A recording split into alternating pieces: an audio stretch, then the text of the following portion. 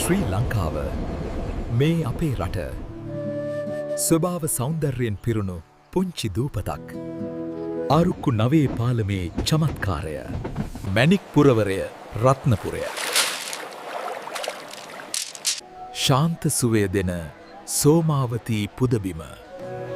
සුන්දර මිනිසුන් ජීවත් වුණු ලස්සන ගම්මාන වෙළඳ නගර. මේ වගේ තවත් දහසක් කතා අපේ රටේ තිබුණා. නමුත් අද මේ සුන්දර රටම වෙනස් වෙලා. මහවැස්සට යටවුණු ගෙවල් දොරවල්.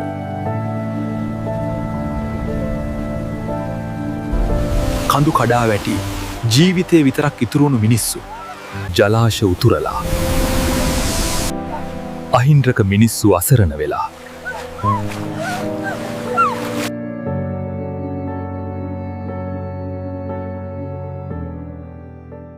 ඔතින් මේ වෙලාවේ අපිත් ඔහුන් එක්ක ඉන්න ඕනේ. අපේ හදවතින්ම පුළුවන් විදියට උදව් කරමු. ඔපේම සොහොයුරු සොහොයුරියන්ට දැත දිගු කරමු.